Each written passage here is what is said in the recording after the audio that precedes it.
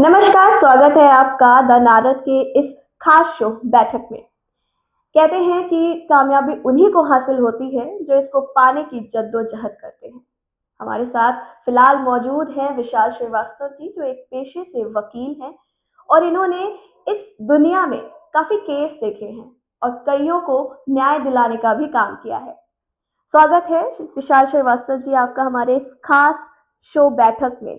धन्यवाद आपका, आपके चैनल का, और आपका विशेष धन्यवाद है कि आपने मुझे अपने चैनल पे बुलाया है। और आपके जो भी सवाल होंगे उनका मैं कोशिश करूंगा अच्छी तरीके से जवाब दूं, जिससे आपके दर्शकों को सही जवाब सुनने का मौका मिले।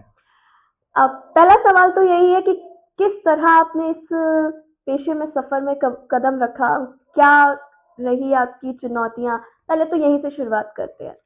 देखिए, कभी-कभी लाइफ में आपको चीज़ें कुछ आप खुद से चूज़ करते हैं, कुछ चीज़ें ऊपर वाला आपके पास में भेज देता है। हुँ, तो मेरी लाइफ में मेरे हिसाब से मेरी ये जो वकालत है, वो भगवान ने मेरे पास भेज दी। मैं अचानक से वकालत में आ गया।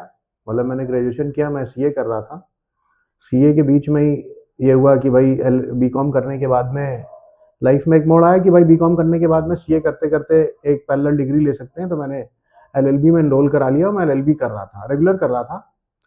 मतलब कोई बहुत विशेष इंटरेस्ट पहले से नहीं था, लेकिन ये हुआ कि भाई बाद में करते किया। करने के बाद ये लगा कि भाई एक ऐसी चीज़ है ये, क्योंकि मुझे शुरू से पॉलिटिक्स का बड़ा शौक था। मुझे लगता था कि पॉलिटिक्स एक ऐसा माध्यम है जिसकी वजह से आप लोगों की मदद कर सकते हैं। बिल्कुल। लेकिन जब मैं वकालत की फील्ड में आया, मुझे मैं एलएलबी कर रहा था, उसके साथ में मैं कोर्ट भी जाने लगा। वहाँ पर कोर्ट में रेगुलर मैंने ये देखा है कि बड़े-बड़े लोगों की और परेशान लोगों की, अच्छे लोगों की, बुरे लोगों की, सब तरीके के लोगों की वहाँ पर मदद हो रही है।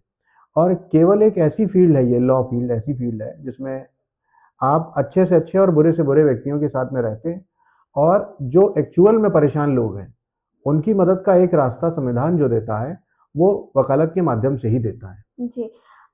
जिस जब आपने फैमिली से बात की होगी कि मैं इस ओर बढ़ने जा रहा हूँ, तो ज़ाहिर-सी बात है कुछ ऐसी फ़ील्ड होती हैं जिसमें परिवार का साथ बहुत मुश्किल से मिल पाता है। तो आपके परिवार का क्या रिएक्शन रहा कि हाँ, मैं लॉ करने जा रहा हूँ, देखिए, तो क्या हमारे सपोर्ट रहा? हमारे घर में शुरू से हमारे माता-पिता जी ने हमेशा पढ़ाई के लिए कभी ना रोका ना टोका, और हमेशा उनका ये रहा कि आप जितना ज़्यादा पढ़ सकते हैं, जितना अच्छा पढ़ सकते हैं, उतना पढ़िए। जो भी आपको करना है, आपका जो मन कर रहा है, वो करिए। तो उसी तरीके से मैंने जब घर में ये बात रखी कि मुझे एलएलबी करना है, तो उन्होंने मुझे आशीर्वाद दिया और कहा कि तुम्हें जहाँ हमारी ज़रूरत है, जिस तरीके से हमारी ज़रूरत है, वो हमेशा हमारे साथ खड़े रहते हैं, आज भी खड़े हैं। उस समय भी खड़े थे, उन्होंने जो मार्गदर्शन होना होता है, वो उन्होंने दिया। जो बात समझानी थी, वो उन्होंने समझाई, और मैं उन्हीं की बात को मान के आज आगे बढ़ गया। जैसे परिवार और अगर बात करें आपकी फ़ील्ड की, जी। तो दोनों के बीच में काफ़ी चुनौतियाँ रहती होंगी कि समय की चुनौतियाँ रहती होंगी, कभी देखिए, आप परिवार को समय नहीं दे पा रहे, कुछ ऐसा भी मोमेंट हुआ है आपके साथ या? बिल्कुल होता है। आज भी मुझे कहीं जाना था और मुझे कई चीज़ें देखनी पड़ती हैं। कोर्ट आपको रेगुलर रहना है। कोर्ट के बाद में जो आपके क्लाइंट्स हैं, उनको ये रहता है कि भाई वो आपसे मुलाकात कर लें। हुँ, उनके केसेज़ में क्या चल रही, क्या अपडेट है, वो जानना चाहते हैं। तो वो शाम के टाइम जब हम चैम्बर बैठते हैं, तो चैम्बर में आ जाते हैं। तो ये चीज़ें होती हैं, लेकिन आप किसी भी प्रोफ़ेशन में आएँगे, आपके प्रोफ़ेशन में भी ये चैलेंजेज़ आते हैं, हमारे प्रोफ़ेशन में भी आते हैं। और मैं ये मानता हूँ कि मतलब वकालत करिए, डॉक्टर बन जाइए, इंजीनियर बन जाइए, कुछ भी बन जाइए। हुँ, अगर आप अपने काम के लिए डेडिकेटेड नहीं हैं, तो आपकी चीज़ें उस तरीके से नहीं चलती हैं जैसा आप चाहते हैं। तो वो उसको आप चैलेंज कह लीजिए या उस काम की ब्यूटी कह लीजिए। मेरे हिसाब से वो इस काम की ब्यूटी है कि उन चीज़ों के बीच में रह कर के आप अपनी फैमिली को टाइम दें, क्योंकि अल्टीमेटली आप करते सब कुछ उन्हीं के लिए हैं। बिल्कुल, बिल्कुल। अच्छा बात करें अगर आपने अपनी चर्चा में बताया कि आपने राजनीति और लॉ में से सिर्फ़ लॉ को चुना। राजनीति में ऐसा क्या रहा कि आप उस मोड़ पे नहीं गए? नहीं, नहीं, ऐसा नहीं है कि मैंने राजनीति को चुना नहीं। मतलब देखिए, अब राजनीति कोई प्रोफ़ेशन नहीं है, स मतलब सेवा का माध्यम है। हुँ, लेकिन लॉ एक प्रोफ़ेशन है, एडवोकेसी एक प्रोफ़ेशन है जिससे आप सेवा कर सकते हैं। मुझे एडवोकेसी में राजनीति करके मान लीजिए मैं विधायक, सांसद, मंत्री कुछ भी बन जाता और आगे हो सकता बन जाऊँ, लेकिन उसमें मैं किसी से 2 रुपए कमा नहीं सकता हूँ। बिल्कुल। लेकिन अगर मुझे पैसे कमाने के साथ में लोगों की मदद करनी है, तो ये फ़ील्ड ऐसी है जिसमें मैं मतलब एक तरीके से लोगों की मदद भी करता हूँ, और हाँ, मैं उसके बदले में उनसे कुछ न कुछ फ़ीस के तौर पे लेता भी हूँ। आप बेसिकली साइबर क्राइम देखते हैं, साइबर लॉ देखते हैं, तो कई चुनौतियाँ साइबर लॉ में भी आती होंगी, ज़ाहिर-सी बात है क्योंकि आजकल साइबर क्राइम इतना बढ़ गया है मोबाइल से या एक लिंक से टैप करने से पैसे उड़ जाते हैं। जी जी। इसके बारे में आप क्या बताना चाहेंगे? देखिए बेसिकली जैसे जैसे टेक्नोलॉजी इवॉल्व होगी, जैसे जैसे चीज़ें आगे बढ़ेंगी, वैसे वैसे क्राइम के तरीके भी बदल जाएंगे। बिल्कुल। पहले क्राइम दूसरी तरीके के होते थे, फिर क्राइम दूसरी तरीके के होने लगे। आज की डेट में एडवांस लेवल पे ऑनलाइन क्राइम हो रहे हैं, जिसको हम लोग साइबर क्राइम कह रहे हैं। साइबर क्राइम में बेसिकली बात इतनी सी है कि ऑनलाइन मीडियम से कोई भी क्राइम हो रहा है तो वो साइबर क्राइम है। वो स्टॉकिंग हो, आपके साथ में बुलिंग हो, या आपको डिफेम किया जाए, या आपके पैसे चुरा लिए जाए, किसी भी तरीके का कोई भी क्राइम ऑनलाइन हो रहा है वो साइबर क्राइम है। अब वो आईटी एक्ट से गवर्न होता है। उसमें हम लोग केवल एक चीज़ ये बताते हैं लोगों को कि अपना OTP, fake links, fake websites, fake applications को अपने मोबाइल में ना एंटरटेन करिए, ना इंस्टॉल करिए, ना उसको यूज़ करिए। पहचान कैसे की जाती है? क्योंकि देखिए कई तरह के ओटीपीज़ आते हैं। देखिए पहचान ऐसे हो सकती है कि जैसे मान लीजिए आपके बैंक से ओटीपी आएगा तो बैंक का एक स्पेसिफाइड एक नंबर होता है, उससे आता है ओटीपी। आधार से ओटीपी आएगा तो आधार का एक स्पेशल नंबर होता है, उससे ओटीपी आता है। तो इस तरीके से पहचान की बहुत सारी चीज़ें हैं जो सरकार भी रेगुलर बेसिस पे आपको बताती रहती है, जनता में सर्कुलेट करती रहती है। और उसके साथ साथ पब्लिक में एक सिंपल सी इतनी म्यूचुअल मतलब इतनी अंडरस्टैंडिंग होती है कि आप देखेंगे कि आपको फेक कौन सा लग रहा है, रियल कौन सा लग रहा है। अब जैसे मान लीजिए प्ले स्टोर है या एप्पल स्टोर है, अगर आप एंड्रॉइड यूज़ करते हैं तो आपके मोबाइल में प्ले स्टोर है, बिल्कुल। और अगर आप आईओएस यूज़ करते हैं तो आपके मोबाइल में एप्पल स्टोर होता है। हुँ, एप्पल स्टोर और प्ले स्टोर के अलावा में अगर आप कोई थर्ड पार्टी एप्लीकेशन अपने मोबाइल में इंस्टॉल करते हैं, हुँ, तो मोबाइल वो खुद ही एप्लीकेशन को इंस्टॉल होने से पहले आपको एक वार्निंग देता है कि this application will harm your phone. बिल्कुल। इवन देन उसके बाद भी लोग क्या करते हैं, उस एप्लीकेशन को इंस्टॉल करते हैं। थर्ड पार्टी एप्लीकेशन होती है, उससे ही प्रॉब्लम क्रिएट होती है। हुँ, एक बार आपने थर्ड पार्टी एप्लीकेशन अपने मोबाइल में इंस्टॉल करी, आपके मोबाइल में आपका पूरा डाटा, आपकी फोटोज, वीडियोस, आपके पर्सनल डाटा, और आपके मोबाइल में जितने डॉक्यूमेंट्स हैं वो, आपके जितने कॉन्टैक्ट्स हैं वो, आपने किस नाम से सेव किए हैं वो सब कुछ उस सर्वर में सेव हो जाता है, जिस सर्वर का आपने एप्लीकेशन इंस्टॉल किया। जिससे क्राइम बढ़ फिर जाता है। हाँ नहीं, फिर वो लोग क्या करते हैं, आपके नाम से आपकी वॉइस बना करके हुँ, आपके नोन लोगों को फ़ोन करते हैं। ओके। और क्योंकि आपके मोबाइल में जिन लोगों का नाम, जिस नाम से मेन मान लेते हैं कि आपके फादर को फ़ोन करना है, हुँ, और आपके मोबाइल में फादर फादर या पिताजी इस तरीके से कोई एक नंबर सेव है, पापा के नाम से कोई नंबर सेव है, उसके पास फ़ोन जाएगा आपकी वॉइस में, ओके। और आपके ही नंबर से जाएगा। वो इस तरीके से मतलब वो चीज़ों को यूज़ कर रहे हैं। तो इस तरीके से फ्रॉड हो रहे हैं, क्योंकि जस्ट बिकॉज़ कि आप थर्ड पार्टी एप्लीकेशन इंस्टॉल कर ले रहे हैं। अभी तक आपके पास ऐसे कितने केस आए हैं और कितने डिफरेंट टाइप्स के केसेस आ चुके हैं इसी से रिलेटेड? देखिए केसेस तो मान लीजिए कई आते हैं, रोज़ कुछ ना कुछ आ जाता है नया कि किसी की सर्विस, मान लीजिए गाड़ी की सर्विस होनी थी, उन्होंने ऑनलाइन कंप्लेन करी कि हमारी गाड़ी में ये पार्ट खराब हो गया, कंपनी सर्विस नहीं कर रही है। अब उन्होंने ट्विटर पे लिखा, ट्विटर पे किसी ने उनको रीट्वीट किया, हुँ, रीट्वीट करने के बाद उन्होंने अपना मोबाइल नंबर उस पर ट्वीट कर दिया। वो मोबाइल नंबर वहाँ से उठाया, ट्विटर से किसी ने फ़ोन किया कि आपकी गाड़ी में ये प्रॉब्लम है, ऐसा ऐसा है, मैं एक लिंक भेज रहा हूँ, उस पर जाके फॉर्म भर दीजिए। कहीं न कहीं ये सोशल मीडिया भी इसका एक सोशल मीडिया को यूज़ करने के लिए अगर आपने सही से सोशल मीडिया को नहीं यूज़ किया, तो आपकी चीज़ें पब्लिक हो जाती हैं, और पब्लिक होने के बाद में चीज़ें फँस जाती हैं, और फिर आपको प्रॉब्लम का फेस करना पड़ता है। इसी तरह के केसेस में आपको काफ़ी चुनौतियाँ भी सामने आई होंगी। चुनौतियाँ देखिए इन सब केसेस में ये होती हैं कि इसमें क्राइम करने वाला, जैसे क्राइम तो इससे कहीं भी हो सकता है, और करने वाला कहीं भी बैठा हो सकता है। हुँ, पहले के जो क्राइम थे सामने-सामने से होते थे, हमने आपको मार दिया, आपने हमें मार दिया, हुँ, आपने मेरी ज़मीन कब्ज़ा कर ली, मैंने आपकी ज़मीन कब्ज़ा कर ली, तो इस तरीके के जो क्राइम्स थे वो सामने-सामने से होते थे। अभी क्या है कि बैंगलोर में बैठ के आदमी लखनऊ में क्राइम कर दे रहा है, बिल्कुल। चंडीगढ़ में बैठ के आदमी लखनऊ में क्राइम कर दे रहा है। हुँ, अब पता चल रहा है आपके अकाउंट से पैसे उड़े और चले गए छत्तीसगढ़।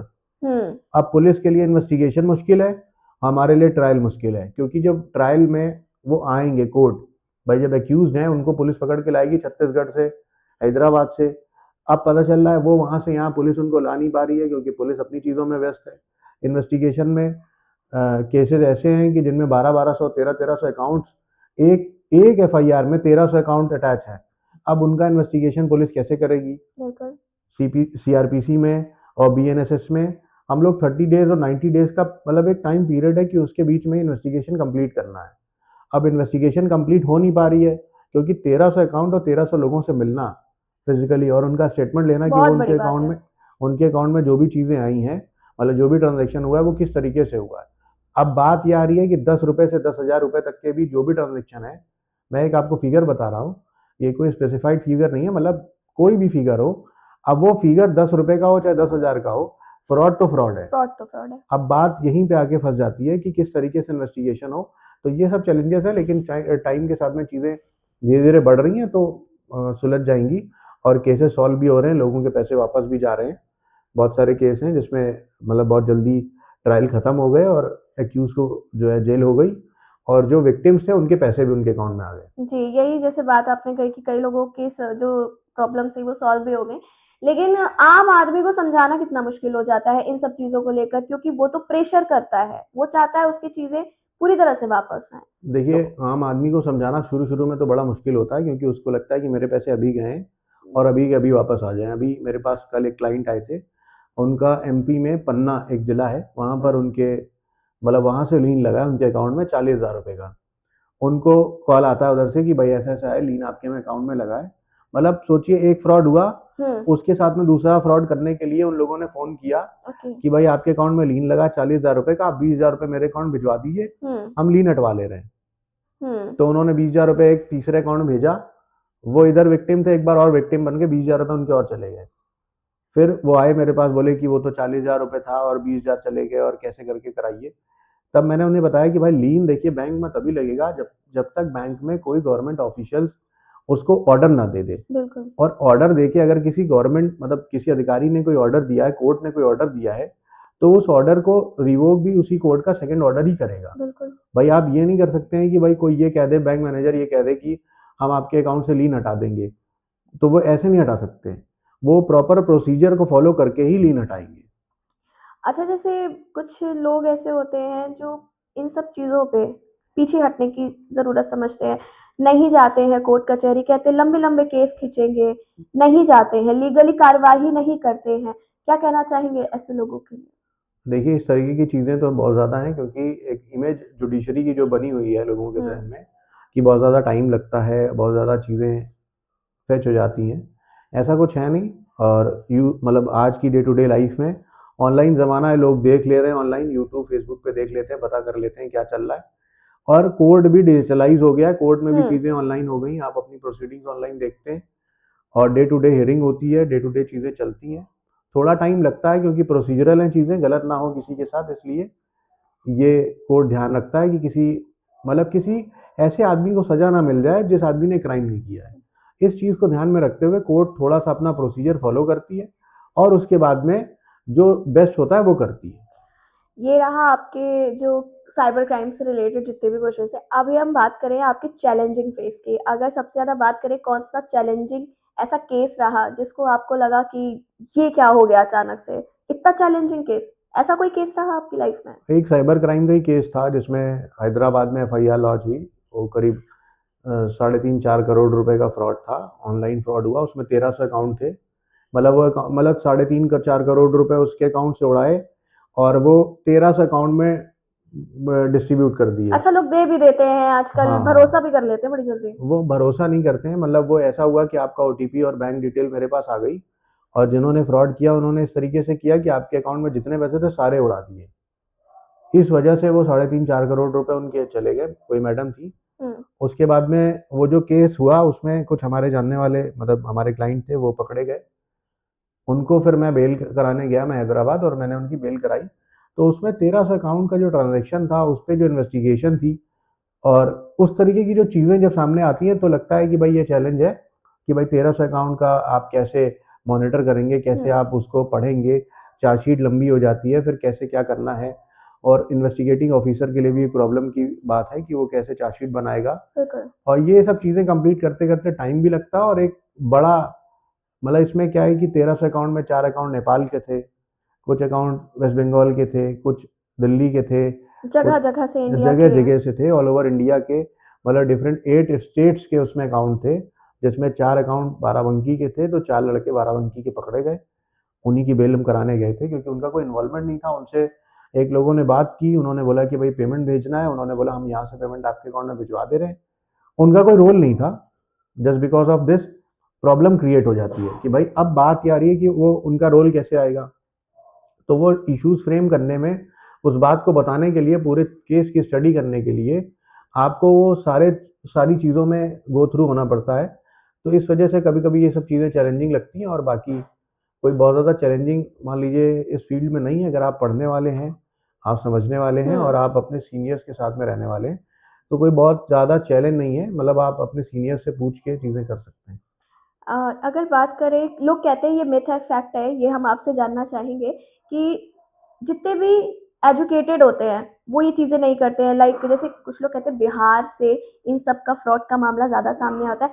वहाँ के लोग, वहाँ के जो यूथ होते हैं, वो इन सब चीज़ों को ज़्यादा करते हैं। ये मिथ है कि फैक्ट है? इस चीज़ को हम नहीं, आपसे जानना चाहेंगे। इसके लिए देखिए मिथ नहीं है, फैक्ट है। क्योंकि इस पे एक नेटफ्लिक्स पे एक स्टोरी भी आई है, एक मूवी भी आई है, जमतारा करके। जमतारा एक डिस्ट्रिक्ट का नाम है। हुँ, वो झारखंड और बिहार का बॉर्डर है और बेसिकली झारखंड में है शायद। तो उसमें क्या है कि वहाँ पर बहुत सारे कॉल सेंटर्स इस तरीके के चल रहे थे, वहाँ पे बेरोज़गारी है और वहाँ पे कॉल सेंटर इस तरीके के चल रहे थे जिसमें जो है वो फेक कॉल्स करते थे और हाँ, ओएलएक्स पे और इस अमेज़न, और काफ़ी फ्लिपकार्ट। पैसे का भी कमा हाँ लेते जी, थे जी, उनसे। काफ़ी पैसे उन लोगों ने कमाए हैं। वहाँ हुँ, बड़े-बड़े, वो तो बाकायदा न्यूज़ में स्टोरीज़ हैं। हुँ, और बड़े बड़े लेवल पे कॉल सेंटर वहाँ चल रहे थे।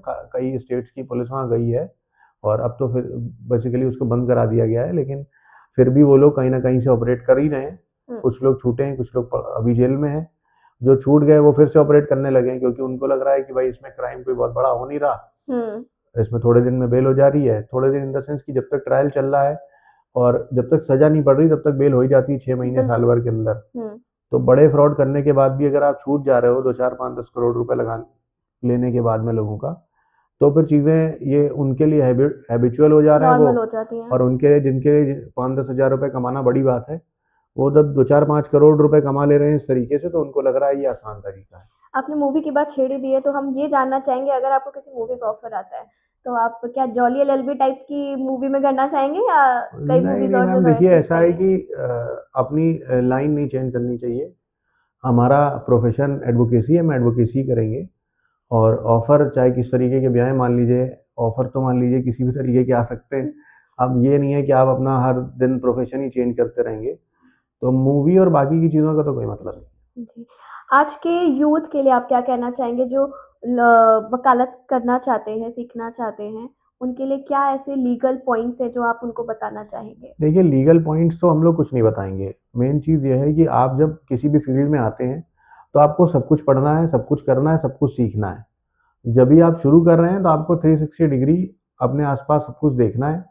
और जब आप देखेंगे, सीखेंगे, तो फिर आप एक अपनी कोई फ़ील्ड चूज़ करेंगे और उस फ़ील्ड में आपको आगे बढ़ना है। बिल्कुल। क्योंकि सबका अपना टेस्ट अलग है, किसी को क्रिमिनल पसंद है, किसी को सिविल पसंद है, किसी को साइबर क्राइम पसंद है, किसी को रेवेन्यू पसंद है। लेकिन ये पसंद की बात आती कब है?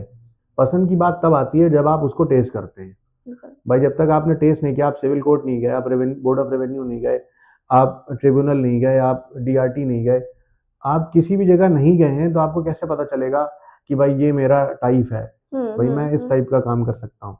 तो जब आप वहाँ पर रहोगे, आप सारी तरीके के काम करो, सीखो और अच्छे सीनियर्स मिलते हैं, अच्छे लोग मिलते हैं, बिल्कुल। तो आपको एक चीज़ में आगे बढ़ने में आसानी होती है। मेरा आखिरी सवाल यही है जो शुरुआत में होनी चाहिए थी, जी। साइबर क्राइम क्यों चुना? नहीं, मैंने चुना नहीं, साइबर क्राइम मेरे पास खुद ही आ गया। मैंने साइबर क्राइम के केसेज़ मेरे पास आते रहे और अभी इस टाइम पे क्राइम कुछ ज़्यादा बढ़ गया है। मैं हुँ, रेवेन्यू के भी केसेज़ करता हूँ और मेरे पास सिविल के भी केसेज़ हैं। ऐसा नहीं है कि मैं रेवेन्यू, सिविल और क्रिमिनल के और केसेज़ नहीं करता हूँ। लेकिन साइबर क्राइम के केसेज़ कुछ ज़्यादा हैं और इस टाइम पे साइबर क्राइम मतलब बहुत ज़्यादा तेज़ी से बढ़ रहा है। इस वजह से हम लोग साइबर क्राइम पे अवेयरनेस का भी काम करते हैं, बताते हैं लोगों को। गवर्नमेंट भी कर रही है, हम लोग की भी ड्यूटी है कि भाई सोसाइटी में हम लोग रह रहे हैं, तो हम लोगों को कुछ सोसाइटी को देना है। इस वजह से हम लोग सोसाइटी को बताते हैं कि भाई इस तरीके की चीज़ें हो रही हैं, आप उनसे अवेयर रहिए। और फिर कुछ लोग जो इससे त्रस्त हैं, परेशान हैं, क्योंकि आज की डेट में ऐसा कोई भी व्यक्ति नहीं है जिसके ऊपर साइबर क्राइम नहीं हुआ अटेम्प्ट हो। ना हुआ हो। बिल्कुल। सबके साथ में हुआ है, इस वजह से हम लोग इस पे काम कर रहे हैं और हमारे ज़्यादातर नोन लोगों के साथ में इस तरीके की चीज़ें हुई है, तो हम लोग उनको एक अवेयरनेस के तौर पे चीज़ों को बताते हैं। तो आज की डेट में साइबर क्राइम में चीज़ें बढ़ रही। बाकी एक साइबर क्राइम का कोर्स था, एनएलयू है एक हमारे यहाँ लखनऊ में ही, राम मनोहर लोहिया लॉ यूनिवर्सिटी, वहाँ पर एक साइबर क्राइम का कोर्स था, वो भी मैंने किया इस वजह से एक्सपर्टीज़ के तौर पे कि भाई साइबर क्राइम में चीज़ें किस तरीके से होती हैं, आईटी एक्ट के केसेस किस तरीके से होते हैं और कोर्ट में भी क्या है कि उसका प्रोसीजर किस तरीके से चल रहा है वो हम लोग देख रहे हैं। हम्म। तो लोगों को ये लगता है कि हम सिर्फ साइबर क्राइम करते हैं, तो ठीक है। अगर विशाल जी हमारे साथ क्राइम होता है, जैसे साइबर क्राइम मेरे साथ होता है, तो मुझे सबसे पहले क्या कदम उठाना चाहिए?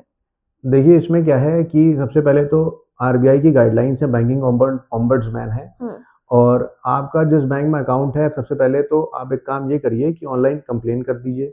साइबर क्राइम की वेबसाइट है, वहाँ पर भी कंप्लेन कर सकते हैं। बैंकिंग ओम्बड्समैन में आरबीआई को भी कंप्लेन कर सकते हैं। उसके साथ में आप लोकल थाने में भी एक एप्लीकेशन दे सकते हैं। और सबसे बड़ी, जैसे यूपी गवर्नमेंट ने एक जन सुनवाई करके पोर्टल बना रखा है, जी। आप उस पे भी कंप्लेन कर सकते हैं। तो आप किसी भी मीडियम पे जब आप कंप्लेन कर देते हैं और एक रिटर्न एप्लीकेशन अपने लोकल थाने पे दे देते हैं, तो आपकी एफआईआर लॉन्च हो जाएगी, और एफआईआर लॉन्च होने के बाद में पुलिस इन्वेस्टिगेशन शुरू कर देगा। सबसे पहला स्टेप आपका होना चाहिए कि ऑनलाइन आप कंप्लेन कर दें, अपने बैंक को इंटीमेट कर दें, क्योंकि 24 आवर्स, मतलब जब भी ट्रांजैक्शन हुआ उसके 24 आवर्स में ये बैंक के पास भी पावर है कि वो अब मतलब ये बात बता सके जिस बैंक में अकाउंट में मतलब अमाउंट ट्रांसफर हुआ उसको भी, कि भाई ये क्राइम हुआ है, और उस अकाउंट में फ्रीज लग जाए, लीन लग जाए। ओके। तो क्राइम इधर रिपोर्ट होगा, उधर लीन लग जाएगा। तो उनका अकाउंट में, जैसे मान लीजिए आपके अकाउंट से 50,000 रुपए कटे और मिस्टर बी के अकाउंट में 50,000 रुपए गए, तो वो जब तक निकालेगा उससे पहले अगर उसके अकाउंट में लीन लग गया, तो फिर आपके पैसे वहां पर सेव हो जाएंगे और आपको वो पैसे रिटर्न होने के एक ज्यादा चांसेस हैं। अगर मान लीजिए आपके अकाउंट से पैसे निकले, उनके अकाउंट में गए और उनके अकाउंट से 3-4 अकाउंट्स में डिस्ट्रीब्यूट हो गए, आपने अगर ये टाइम छोड़ दिया, तो फिर आपके साथ में दिक्कत हो सकती है। अदरवाइज मतलब जितना क्विक आप एक्शन लोगे, उतना ज्यादा चांसेस हैं आपको साइबर क्राइम से बचने के। बिल्कुल। अगर हम गवर्नमेंट की बात करें, तो गवर्नमेंट साइबर क्राइम को लेकर कौन-कौन से अवेयरनेस कर रही है आज के समय में? देखिए, सरकार तो हर लेवल पे अवेयरनेस कर रही है। टीवी पे ऐड आ रहे हैं, न्यूज़पेपर्स में ऐड आ रहे हैं, और यूपी पुलिस भी एक तरीके से कई अवेयरनेस प्रोग्राम करती है लगातार। और इन्होंने एक साइबर सेल बना दी है, मतलब आज की डेट में पुलिस ने एक साइबर सेल बना दिया है, साइबर थाना बना दिया है, और उसमें स्पेशली इस क्राइम के लिए ही ऑफिसर्स अपॉइंट कर दिए गए हैं। तो एक हेल्पलाइन भी है। तो इस तरीके से सरकार तो कई लेवल पे काम कर रही है। स्कूल, कॉलेज और डिग्री कॉलेज, ऑफिसेज, हर लेवल पे उनके एक अवेयरनेस प्रोग्राम और पैम्पलेट्स, अवेयरनेस जिस तरीके से फैल सकती है उस तरीके से कर रहे हैं, और एनजीओज को भी सपोर्ट कर रहे हैं कि आप इस तरीके के क्राइम के अगेंस्ट में आप अवेयरनेस के लिए काम करिए। कोई ऐसी संस्था जो पर्टिकुलर इसके लिए काम करती हो? देखिए, संस्थाएं तो बहुत सारी हैं जो इस तरीके के कॉज पे काम कर रही हैं, और इस तरीके से हम लोगों ने भी, हमारे सारे दोस्तों ने मिलकर के एक एनजीओ बनाया है, हिंद लॉ वेलफेयर एसोसिएशन, मैं उसका प्रेसिडेंट भी हूँ। और हम लोगों ने मिलकर एक एनजीओ इसीलिए बनाया था कि जो गरीब लोग हैं, गरीब तबके के लोग हैं, इनकी हम लोग कानून के क्षेत्र में, मतलब कोर्ट कचहरी के क्षेत्र में जो उनकी मदद नहीं हो पाती, न्याय नहीं मिल पाता है, तो उनकी मदद की जाए। तो अब आज की डेट में हम लोग उनको लीगल एड प्रोवाइड कर रहे हैं, या कॉन्स्टिट्यूशन में ही प्रोवाइडेड है, जिसमें आज हम लोग लखनऊ में, कानपुर में, बाराबंकी में, रायबरेली में, हरदोई में, शाह शाहजहाँपुर में, मतलब इस तरीके के कई डिस्ट्रिक्ट्स हैं जहाँ पर हम लोग हैं, एक्टिवली पार्टिसिपेट करते हैं, और एनजीओ के हमारे मेंबर्स भी हैं और उनके पदाधिकारी भी हैं, और हम लोग रेगुलर एक मीट भी करते हैं और मुलाकात भी होती रहती है। तो इससे ये भी पता चलता रहता है कि किस क्षेत्र में कौन से क्राइम बढ़ रहे हैं। बहुत ही सराहनीय कार्य है। आखिर में क्या अवेयर करना चाहेंगे आप हमारी जनता को अपने लिए, अपनी बस बात? अवेयरनेस बस इतनी ही है कि भाई साइबर क्राइम से बचिए, और मैडम का चैनल सब्सक्राइब कर लीजिए, और मैडम का चैनल जितना ज़्यादा चलेगा उतना ज़्यादा हम लोग की बात आप लोग तक पहुँचेगी। बहुत बहुत शुक्रिया। तो ये हमारे साथ मौजूद थे विशाल श्रीवास्तव, जिन्होंने बताया कि साइबर क्राइम जिस तरह आज पूरी दुनिया में फैल चुका है, पूरे भारत में जगह जगह से 8 स्टेट की उन्होंने बात करी। इस तरह जो क्राइम फैल रहा है इसको रोकना है, और युवाओं को सबसे ज़्यादा इसके लिए अवेयर होना पड़ेगा, क्योंकि युवा हमारा भविष्य है, और युवा जब तक सक्रिय नहीं होगा तब तक भारत में सक्रियता नहीं बहर पाएगी। फिलहाल के लिए बस इतना ही। नमस्कार।